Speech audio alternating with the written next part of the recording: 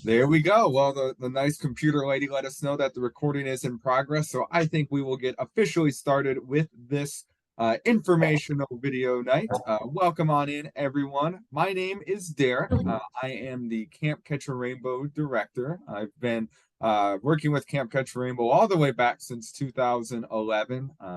I worked as a store staff member here at camp with the program, and then through the years have just kind of gradually grown to this position more and more. And now I am the person who runs this program that we have here at YMCA Store Camps, the great program known as Camp Catch a Rainbow. So really glad to be able to talk a little bit about it tonight. I see on the call we've got quite a few returning families, some new families, and I think I even see some people who are on here who may not even be signed up yet for camp, so might be looking to get a little bit more information about what to expect for this summer. So I definitely want to be able to hit on all the things that'll be good for new families, returning families, and prospective families as well. So some of this info seems like, Derek, I know all this already. Just bear with me for a little bit as we kind of go along with all this. But tonight's meeting, I just want to be able to go over some information that's going to get you set up to have the best experience possible this summer for your camper here at Camp Catch a Rainbow. I'm going to be going over a little bit of a PowerPoint, going to go over some of our family guide, show off a little bit of a video for those families who are brand new, and then be able to take any questions that Yins might have towards the end. And if you're like Yins, that's Pittsburghese for basically saying y'all. So I want to be able to get started here. I am going to start sharing my screen, and I do work at camp, so give me a little bit of slack. I am not technologically savvy, so give me 1 second as I get my screen sharing here.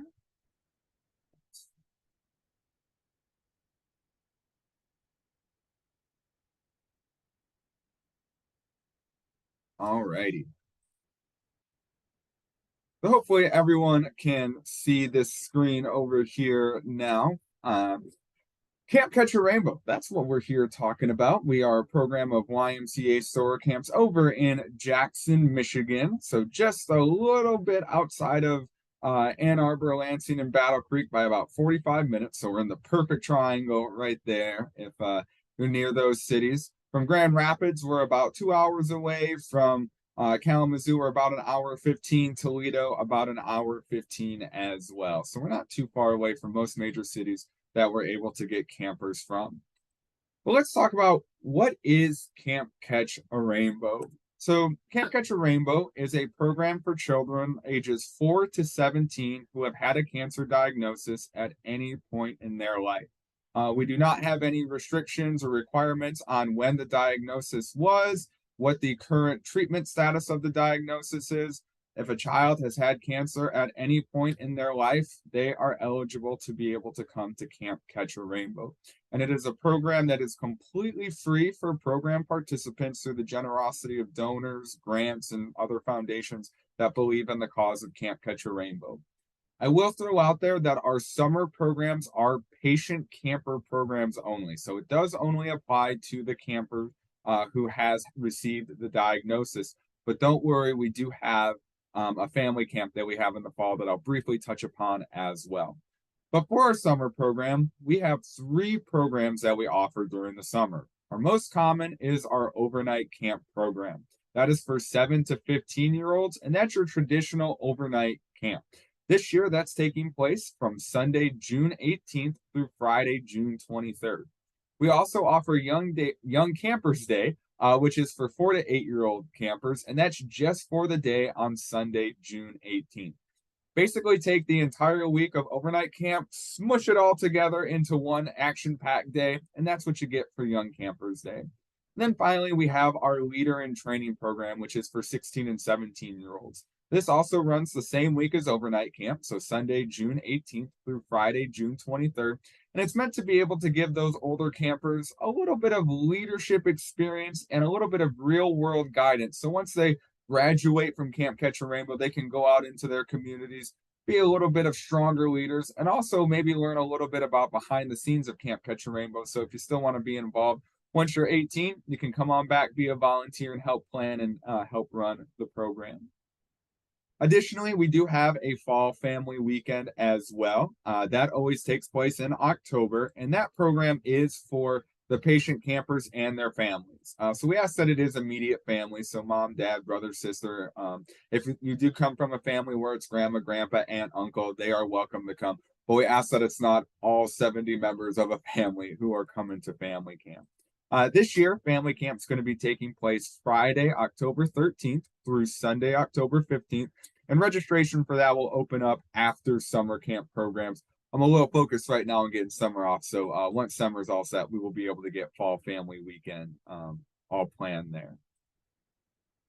But here's essentially the faces and the action that you are going to see at Camp Catch a Rainbow. You're going to see kids that are smiling up on horseback. You're going to see people get in costumes and be a little bit crazy. You might see some people going through a swamp storm, getting nice and muddy and dirty. You might even see the local Napoleon Fire Department come on out and create the largest sprinkler in the world for 15 minutes with their fire engine for the kids. So we like to be able to have a lot of fun here at camp. And I could go on and on and on a bit about some of the fun that is able to be had at camp.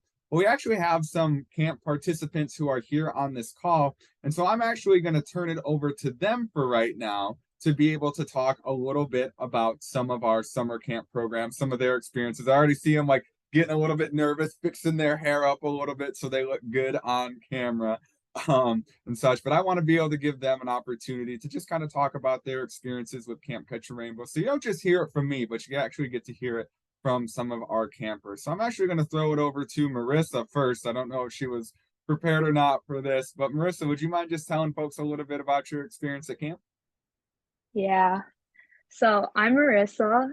I've been going to camp since I was 4 years old. So I've had like the young camper, all the virtual camp, in-person camp, after COVID camp. I've had the full experience, I would say. I'm going to come back as an LIT this year, so that's exciting. A little about camp is that like I never regret going. I always have an amazing time. I always like leave with this, well, sometimes I leave with a smile on the face if I'm not crying because I'll miss it. But I've made so many friends from it. Like my closest friends in like real life are friends that I've made from camp. So a little thing that like we do is like we have like activities every night with full camp, and then we have like cabin activities. There's zip line, horseback riding, swimming, arts and crafts, like critter rooms. It's just a lot of activities. You have campfires, you sing songs, like it's just a very fun experience. Like no one will ever like regret going. It's just something, a break from everything for a little while, meet new people. Great. Thanks, Marissa. Emma, would you mind speaking a little bit about your experiences at camp? I see Perry happy that she's going last. Yeah, so I love camp. I've been going to camp since I was 5 or 6, and I have absolutely loved it every year. My favorite thing about it though is probably like getting so close to so many people in such a short amount of time. Like you really don't have that anywhere else, and you create a bond that just like stays forever, and you can always like rely on them. And it's also really fun to just like have people to connect with that are, like go through the same thing that you've been through, or it's just like you can't talk to your normal friends about your experience through treatment. Like it's just not the same. So it's really like a wonderful experience. And then like also all the other amazing things we get to do there, like riding horses and the events they do, and like everything is just it's it's amazing. It's really the most like fun week of my whole summer. I love it so much. Thanks for sharing, Emma. And Perry, Of would you course. mind taking up the lead at the end for us? All right. So my name is Perry. I've been going to camp since I was 8. And this will be my 8th year going. And I actually moved kind of halfway through from Michigan to Ohio. Um, and it's still been just super easy for me to attend. Um, my camp experience has just been, it's really just like the kind of in the movie summer camp experience, just lots of laughing and smiling and sunny days where, you know, you're doing all sorts of fun activities like the previous people mentioned. Um, yeah, and it's just so cool to have that like not I mean not super massive, but like big group of people who have all gone through the similar experience as you, and it's just yeah, I mean it's just so cool to think about that you're all kind of there together and you're just pushing through together. Um, yeah. Perfect. Thanks, Perry, and also again, thanks Emma and Marissa for being able to share there. Those three will be part of our leader in training program this summer. So I think you can see that we're going to have some pretty good leaders at camp this year to be able to help out with a bit of our programming and such. One of the things that I think is really fun with our programs too is the campers do get placed in cabins by campers of similar age, and so you're able to a lot of times form a lot of those great friendships, and you get to stay in the same cabin year after year. So you're going on the journey together. We actually have a whole song that we sing at the very end of our closing campfire of every long journey. And so having journeys throughout Camp Catch a Rainbow is definitely a big recurring theme throughout the week. But speaking of cabins, we couldn't put this program on without the help of those people who actually stay in the cabins with our campers throughout the week. And those are actually our volunteers who come in and help out at Camp Catch a Rainbow through us. They don't get paid. That is a true volunteer thing. Many of these folks are actually using their vacation time from their job to come and basically work 80 to 90 hours a week for free to put this program on for the kids. So it's very awesome. They're a very dedicated group of folks. And we have two different types of volunteers that we bring in throughout the year. We have medical volunteers who come in, and these are the folks who take care of the medical needs of our campers. They are licensed to practice medicine here in the state of Michigan. We have registered nurses, nurse practitioners, DOs, everything you can think of, doctors. They all come in to be able to just help. And we even have some doctors who are in Alabama, in Florida. They did their residencies here in Michigan, got involved in the program that way, and now they still stay involved with Camp Catch a Rainbow. They fly back every year to be involved. They keep their Michigan medical license just so they can be volunteers in this program. That's how much they believe in the mission of it. So it's very cool to see. These volunteers are the ones who do the first aid for our campers, administer medications, do lab draws, and help out with just anything that needs to be done medically with our campers while they're here at camp. We also have our general volunteers who come in, and these are the folks who kind of serve as what you would think of as a summer camp counselor. They're the ones who are staying in a cabin with the kids, going around during the day with programs and activities, checking in, having fun with them. We also have people who are driving golf carts around. That is a real volunteer position we have here at Camp Catch a Rainbow, because as you might know, there are some campers who may have some ambulatory difficulties, and so we have those golf carts that'll help get them around. And we also have some of those campers that are just lazy and like golf cart rides and really just bug volunteers for a ride. And we're usually pretty nice and let them have those rides. We also have folks that just help out with our daily logistics. We have one gentleman, this is going to be his 5th year at Camp Catch a Rainbow. He goes around and he fills up water jugs all day long. That's literally all he does. He loves to come out and just make sure that the kids are staying hydrated and safe while they're at camp. So it's a very awesome group of people that come out, and they're really the group that help make it so that camp stays free for everyone by giving up all their time for this. I will throw out there, we do have some of our camp staff who are on during that week, and they are the ones who are leading the activities. So our volunteers aren't the ones who are getting lifeguard trained, tower trained, all that in like a day. We do have professional camp staff that are leading some of those activities, like I said, at the waterfront, canoeing, high ropes, rock wall climbing, and all that good kind of stuff. So now we've learned a little bit about kind of what goes into Camp Catch a Rainbow. Let's talk about what you need to know to get ready for Camp Catch a Rainbow. And for those of you who are signed up, last week you should have received the Summer 23 Family Guide. That's going to be really important for you to be able to follow. In fact, a lot of this presentation kind of follows that flow as well. So if you haven't received that yet, you can send me a message. My email will be on here at the end. I'll be glad to send it out. It's also on your forms and documents page on your camper registration and on the website. But this is going to be a really good guide to get you a little bit set up. But let's talk about what you need to do to get ready before camp.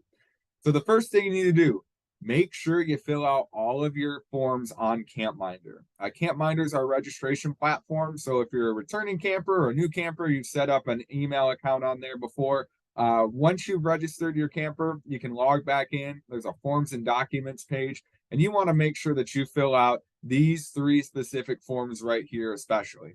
They are the health form, the camper release form, and the CCR specific information form. The health form is something that you as the family fills out. And this goes over all the medications a camper is going to be bringing to camp, any kind of dietary needs they have, and just any other medical conditions outside of oncology that are going to be really good for us to know to make it so your camper's experience is the best it can be.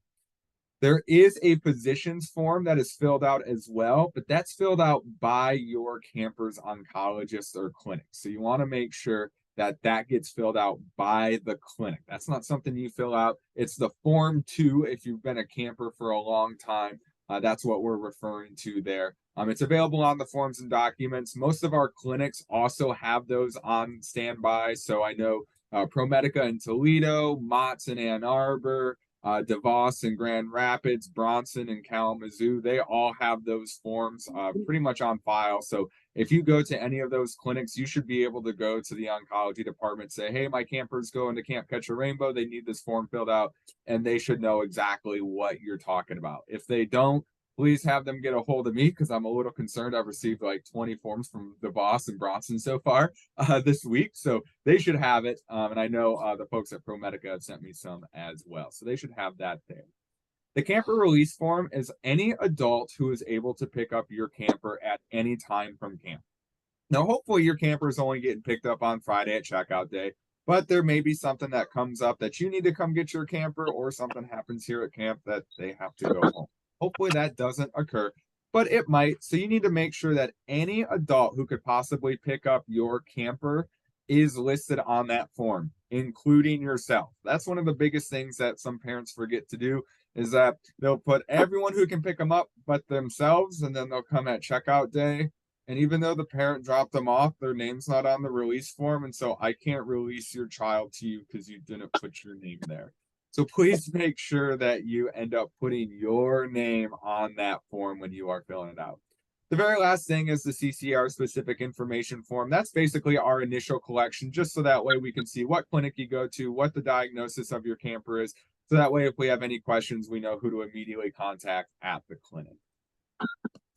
Once you've got all your forms done, check the packing list. That's also in the family guide there. That's going to really give you a good idea of what you need to bring to camp. I'll go over a couple big things that are good to bring. I'll also bring up some things that you want to bring to camp as well.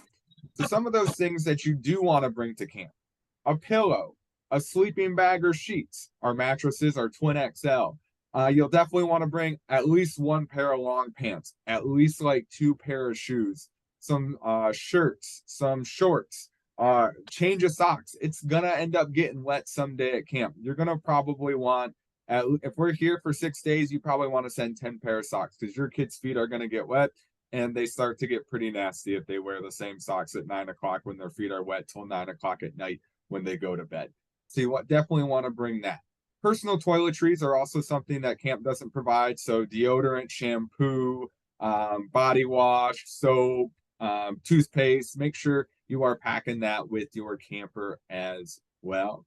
Sunscreen, very important to be able to bring to camp. We really recommend that you bring usually like touchless. So like if you're comfortable with some aerosol spray ones, that just makes it so volunteers are able to help out a little bit more. We try not to have like lotion sunscreen so people aren't touching the campers too much, but whichever you prefer is totally fine there.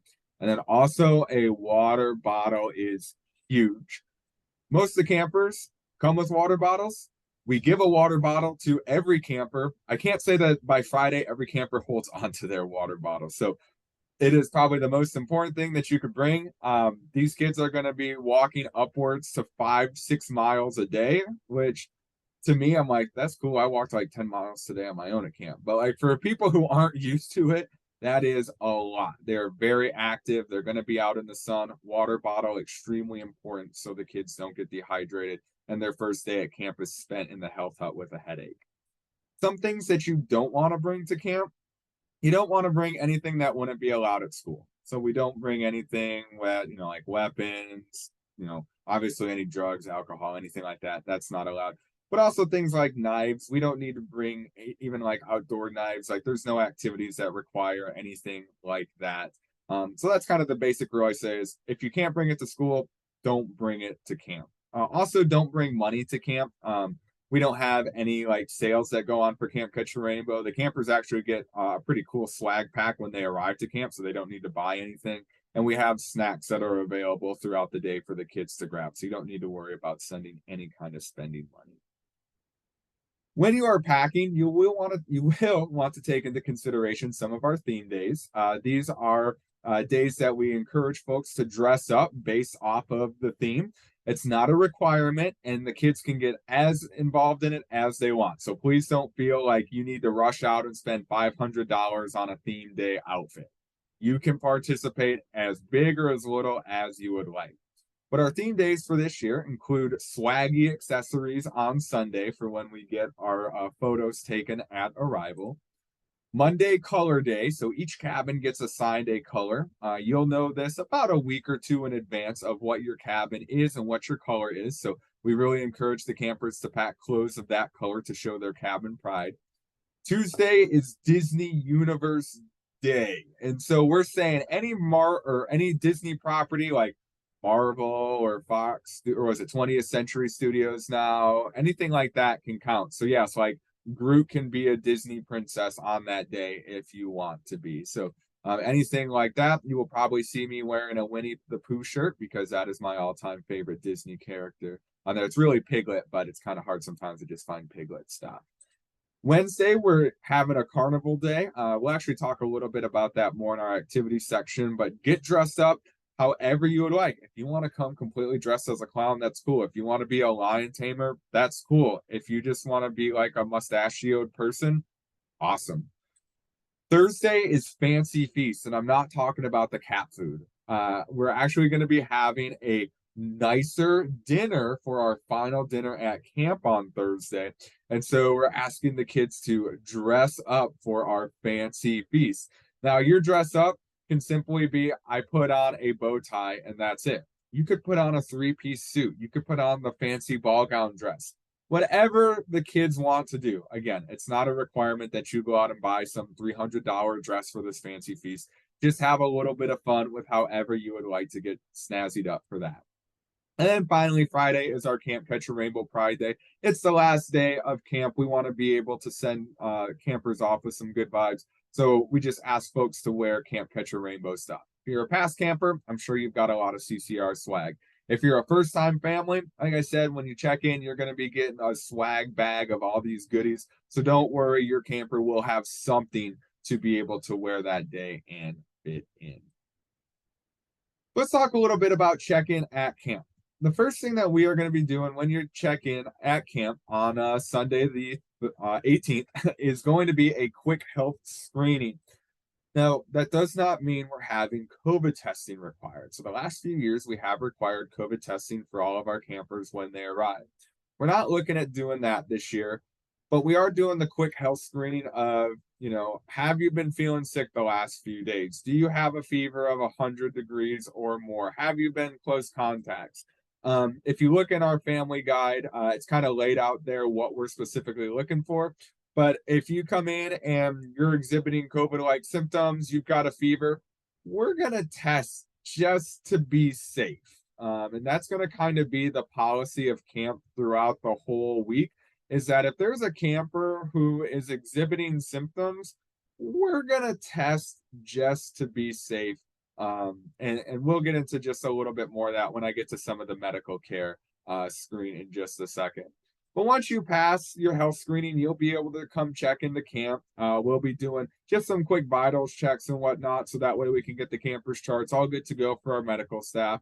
But the biggest thing that I can ask of you guys is if any campers are bringing medications to camp, please do not pack them in their luggage, but keep them separate and keep the medication in the original container you received it in. So if it's a prescription, make sure it's in the original bottle or container that you got it from the pharmacy. If it's over the counter, make sure it's in the same box that you received it in. We have standing orders that we have to follow, not only by our physicians, but just licensing regulations we have to follow through the state of Michigan. Legally, we cannot administer a medication to a camper if it is not in the original container. So please just make sure you're not packing it in their bags, because it does have to get locked up, and that it's in the original container that you received it in. For our campers who are on active treatment, we also do have an early check-in, and we'll go over a little bit more of that stuff once it gets a little bit closer to camp time. We'll be sending out information if you do have that early check-in for your campers. But for everyone else, check-in is going to be 1 to 3 on Sunday, June 18th. And then if you have an early check-in, it'll be sometime between 10 and 1 o'clock, and that'll be communicated out to you in advance. And we're able to work with some of the families. We understand if we assign you at 10 o'clock and you're like, I can't get out there till 1, we can work with you a little bit on that. Now, speaking of our medical care, I mentioned earlier that we have some medical volunteers, and these two that you see on our screen, these are the leads of our medical team. On the left there is Dr. Albert Cornelius. He is an oncology physician over at Helen DeVos in Grand Rapids. He oversees all of our medical policies and procedures. He's the one who signs off on all of our labs, all of our standing orders, and just make sure that every single person at camp, campers, volunteers, and staff, are healthy, fit, and having a great time. You also see on the right, Nurse Teresa. She is now a recently retired nurse from Bronson over in Kalamazoo, and she helps be able to coordinate some of the care for the campers and does a lot of the reviewing process of when campers are registering. So all those forms I told you to send in, she's the lucky lady who gets to read through all of that and make sure everything is looking all good. While the campers are here, we have a health hut that is available 24 hours a day. It is staffed either by Al, Teresa, or another medical volunteer. So if there's any kind of illnesses or ailments that occur to a camper, they're able to go to that health hut, and we have pretty much every single medication and treatment that you can think of. And usually what it winds up being is one of two things. Have you drank water today? No, drink water. Did you sleep last night? No, come take a nap. That usually resolves about 80% of our health hut visits, just with those two solutions. But we've got a lot of over-the-counter medications. We have a lot of just first aid equipment there, ready to be able to heal up any camper that may come to the health hut.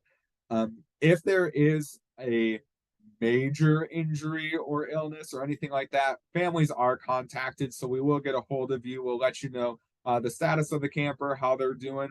Usually it's just something that they need to sleep it off when we give them the medication, but if you would feel more comfortable picking the camper up and taking them to any kind of medical facility of your choosing, you're more than welcome to do that. If there is an emergency where a camper does need to be taken off site because say they fell off a horse and hit their head, or they had a broken bone, we do prefer that the adults are able to come pick them up, but we understand that's not always the easiest. So we are able to offer transportation to a local either urgent care or the emergency center here in Jackson. One of the medical volunteers and a YMCA Store Camp's full-time director staff will be with that camper when they are being transported, and the families will be in contact the entire time that is going on.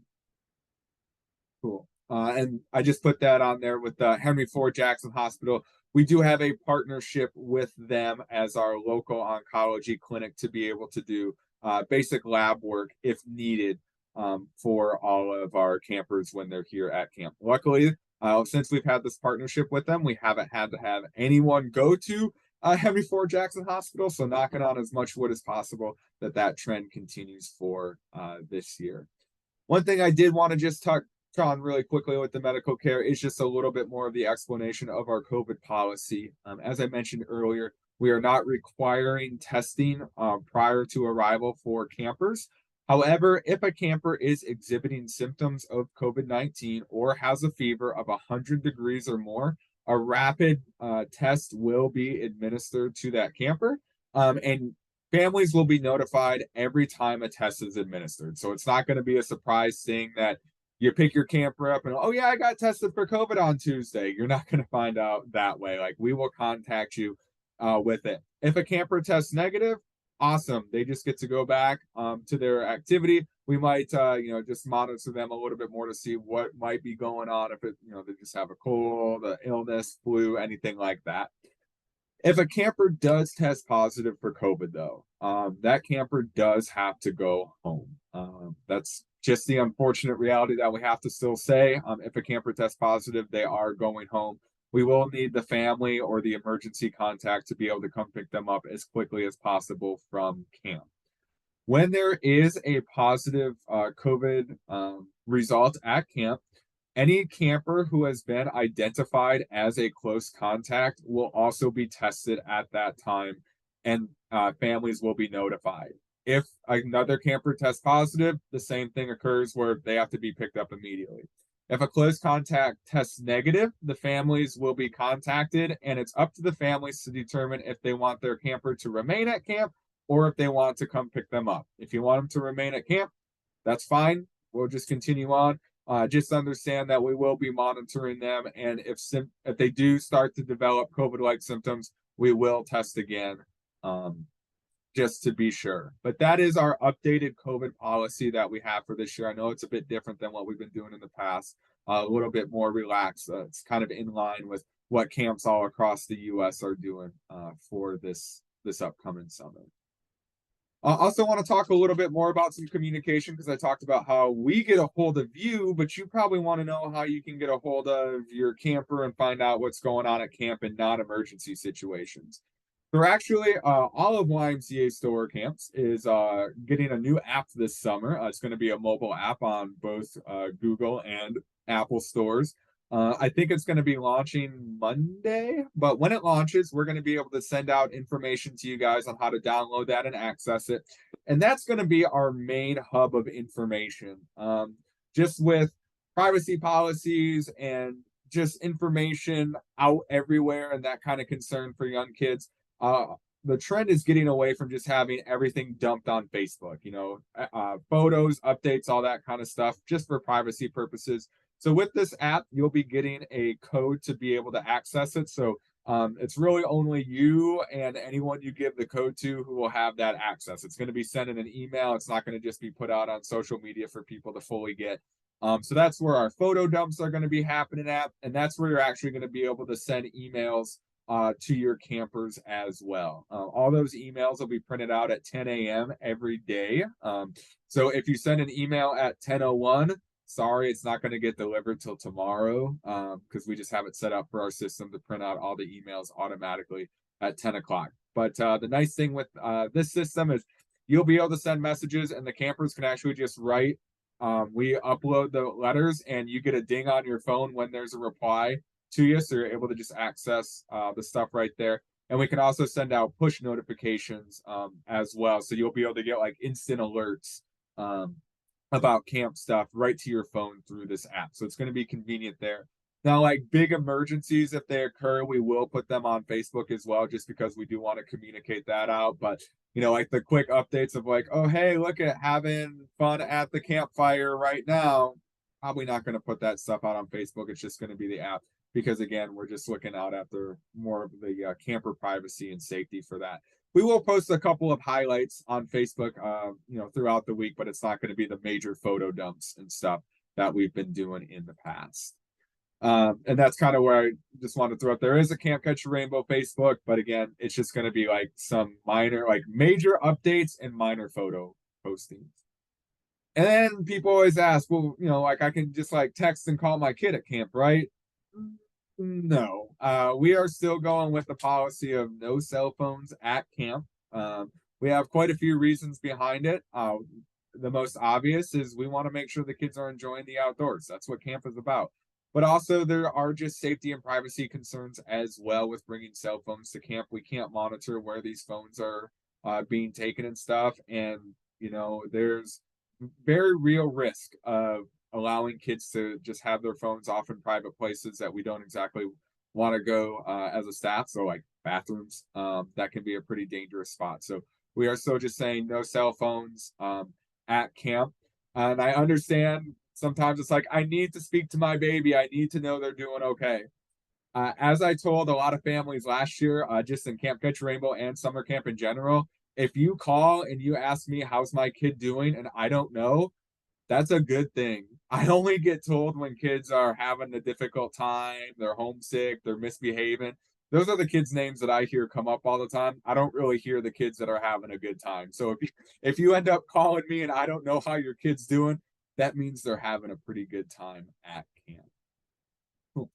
Talking about a good time at camp, here's some of the fun things that the kids are going to be able to do this summer while they're here. We have a lot of traditional summer camp activities such as archery, rock wall climbing. We also have some fun activities. Like I said, the fire truck from Napoleon comes in and turns into the world's largest sprinkler for like 15 minutes. It's really cold, and everyone's like, that was really awesome. But it really is a bit of fun. We also have some unique activities such as tree climbing, axe throwing, and an inflatable aqua park. So those are some cool activities. I will throw out there at our aqua park, you see our fun friends right here. They are wearing life jackets. Anytime a kid goes out on our aqua park, out on a canoe, on a kayak, on a paddleboard, every camper wears a life jacket. That is like a non-negotiable thing. So we have all the campers do that. At our swim areas, we do a quick swim check, but we have life jackets available at the swim area as well. So if a camper wants to be able to wear a life jacket while they're swimming, or if they do not pass the swim check, they're given a life jacket. So we are very safe at the waterfront with that. Cool. Well, that was a lot of info that I just threw at all of you guys, and I've been blabbing for like 35 minutes straight, which I know for Marissa, Perry, and Emma is like, Derek, I have to deal with this at camp. I don't want to have to deal with it when I'm not at camp. So I'm gonna stop talking so much. I'm gonna put some of my contact info up here. Please feel free to be able to reach out to me if you have questions. The Parent Family Guide, like I said, is going to be a great resource for you this summer to be able to know what our theme days are, what some of our activities are, what to bring to camp, who to contact. It's got our director on call phone during the week of camp. That's going to be your best bet of getting a hold of us. This office number is kind of a joke once summer camp starts up because I spend probably 2 minutes a day in this room once summer camp gets going because I'm out in the field doing some stuff. So our director on call phone will be the best. That's in the family guide.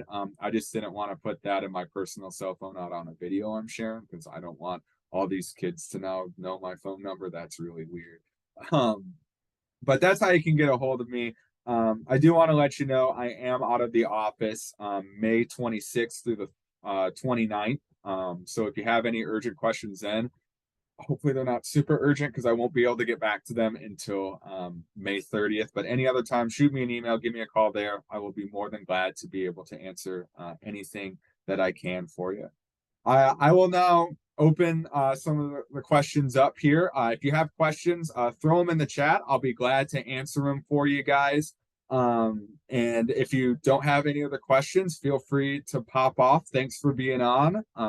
And looking forward to seeing you guys in exactly 1 month. But the first question that I see here in the chat is, what are the cabins like? How rustic are they? I can start off by saying they're rustic enough that they're older than every kid who's going to be in them.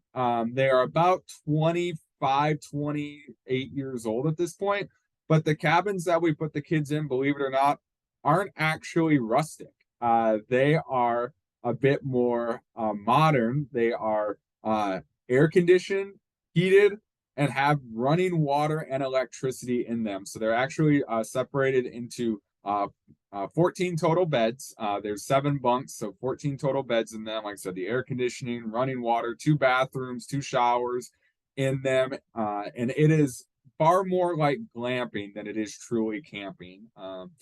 When the kids are out doing activities, there will be bath houses to go to sometimes for the restrooms. But as far as at night when they're in the cabins, they're able to just be able to be in to be able to be in their own basic master bedroom essentially in the cabins.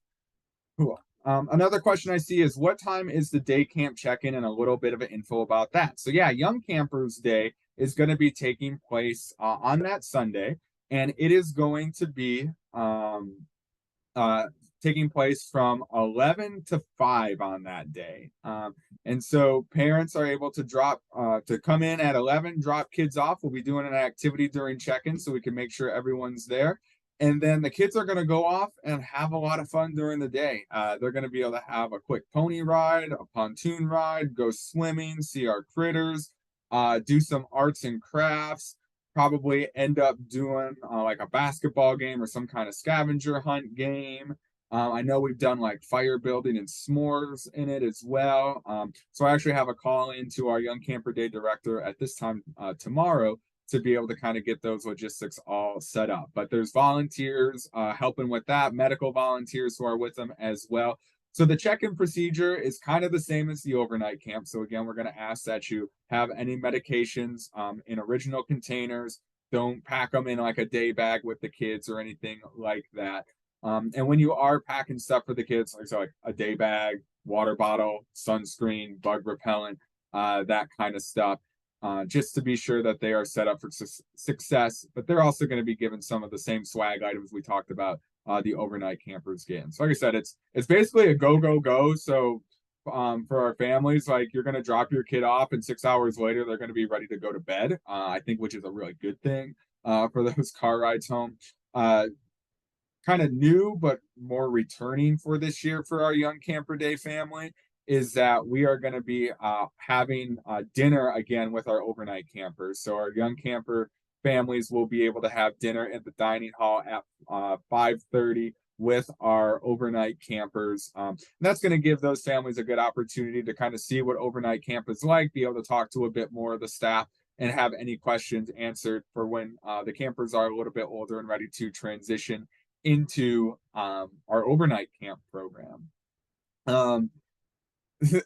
Charlotte was asking, is it possible to do regular tick checks on the kiddos? And yes, that is something that we train all of our volunteers and staff to do regularly. So that's a big part of what our medical staff actually do as well, is make sure that tick checks are performed. Usually after each activity, we're making sure that we're doing the visible checks, and then also encouraging when they're in the bathrooms just to check the parts that we can't easily see when they're out and about doing activities. I know the ticks have been not the greatest at camp so far this spring, so that is definitely something that we put into all of our orientation and training with our staff. In the cabin, are the bathrooms and showers private like in a house, or stalls like a restaurant? So they are actually both. It actually depends on which room you are in. It will either have a toilet and a shower stall in it, or it will have two toilets separated by a stall wall and two showers separated by a stall wall. So if you are in the one that has the toilet and the shower, they are combined. There is a curtain in that room, and it is able to be locked for privacy. So it's not like if someone's showering, another camper can come in and use the toilet while the shower is going on. In the one that does have the two showers together, like I said, it is separated by a stall wall, and there's two curtains actually that separate it. So there's like the outer curtain, you walk in, and then there's another curtain separating the shower. So there's kind of like the two levels of separation there with the curtains. Cool. What is the food like? It is food that is very camper friendly. We are not going to be having chicken tetrazzini. We're not having like veal chops and liver and onions. We're having stuff that the kids are going to be able to easily eat. So chicken tenders and fries, burgers and tots. Like this afternoon, we had sloppy joes and Fritos. Dinner was turkey mashed potatoes. We'll have pizza sometimes. We'll have chicken fajitas, tacos, things like that. So we don't get too crazy. For any camper that has a dietary need, our kitchen is able to pretty much accommodate any diet: gluten-free, dairy-free, egg-free, soy-free, vegan, vegetarian. We have all that kind of stuff that's available. Just make sure you mark that on your camper's health form, so that way we can properly prepare all that food for your camper. Cool. I would like to know what the schedule is each day. So we don't have the schedule 100% solidified quite yet. Once we have that solidified, we will be sending that out. Some of it is partially we're waiting to see where our registration numbers are, because if we end up having to add a cabin or drop a cabin, that does change up what the schedule looks like for the entire week. So we don't have that fully solidified yet, but by the time camp arrives, we will be able to send a schedule out like that. Typically, a day follows kind of like this, though. You wake up, we have breakfast, we have a quick, we call it chapel just because we are the YMCA, but it's not a religious gathering. It's usually more like a thought of the day or just like a character value we go over. And then there will be 2 activities in the morning. Then we have lunch and a period called Saska, which is just our rest time. It's a good time for the kids to be able to take a nap. I see Emma, Perry, and Marissa being like, "Oh yeah, we love Saska nap time." And then in the afternoon, we will have 3 more activities for the kids to do: dinner, and then an evening program. I can tell you the evening programs at least that we have at night. Sunday night is a campfire. Monday night is going to be all camp Clue. And so we're going to be doing kind of like a large scale Clue game. I already see people being like, "Ooh, that sounds fun." So that'll be kind of neat. Tuesday, we're going to be having like a skit night and a talent show. Wednesday, we're having a dance party. And then Thursday is a closing campfire. Like I said, I can't fully give you the exact details of the schedule right now, but it will be available for all of the campers prior to arrival, so that way they're able to look over everything that's going on. Cool. Thanks. See you soon. Thank you. Thank you. Cool. Any final questions that folks had? Um, so we said no to phones, double check about laptops. I'm gonna say the same with a laptop. So just like laptops, tablets, really any kind of that technology stuff. Sorry to say we don't have it here at camp. Not only just for the safety, well, not so much safety, the preservation of nature, but the safety of your equipment. We don't want your laptop to get broken, to get stolen. And honestly, campers are running around so much at camp that there's not really a need too much for having a laptop. I can already see like Perry like shaking her head like, no, like you don't really have too much time to sit down and try and get on your laptop there. Can campers bring snacks? Yes, snacks are allowed. 2 caveats I ask when snacks are brought. One, try to be considerate. Don't just like load up your kid with like all the greatest snacks in the world. We try to be kind of nice. Like if there's opportunities to bring something that could be shared a little bit with the cabin, that's cool. But we also understand, it's not like you're just trying to feed a whole village, so that is okay. But also, we ask that it's very low in sugar, and we especially ask like no energy drinks or pop or anything like that.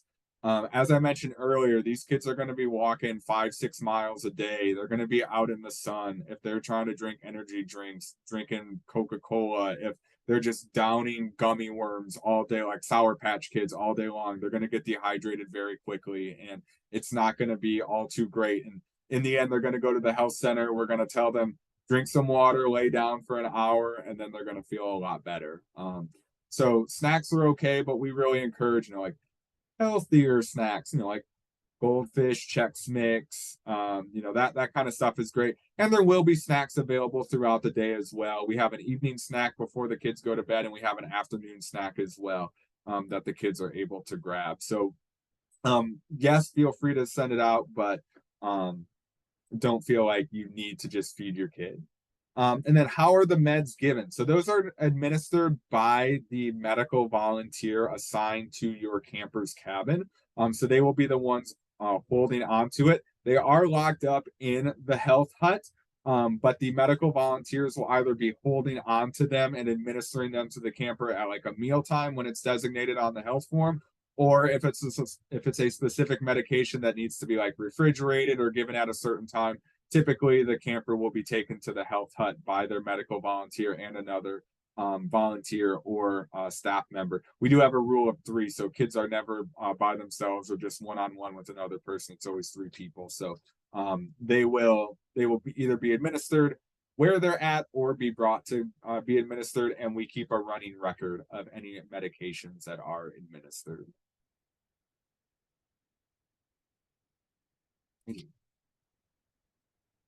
Anything else I can answer for you guys? Perry, Marissa, Emma, I appreciate you sticking on this whole time. You already know all this stuff. You didn't have to stay on this long, but I appreciate it. You guys, if you need to get to bed, I understand. It's almost 8 o'clock. Geez, it's a school night. What are you doing? But I appreciate you guys being on. I know, crazy. What? Any other questions that I can answer for you guys right now? And if not, like I said, please reach out to me. My email, is on that. My direct office line is there as well. Please don't hesitate to reach out. I know this is a really big undertaking for a lot of folks. So I want to make sure everyone's as comfortable as possible. And I'll throw out one plug. This Sunday from 1 to 4 here at camp, we do have a preview day. It's a completely free event. You just go to Malachi Dining Hall. You're able to just check in. There's no cost or anything to it. We just kind of keep track of who's here. And we'll have some things open like archery, the rock wall, the critter room, arts and crafts. I'll be around. You'll be able to take some tours to be able to see some of the cabins as well. So if you want to be able to see camp on like a firsthand account, you can come on Sunday, May 21st from 1 to 4 here at camp for our free preview day. Yeah. Other than that, I really appreciate you guys jumping on.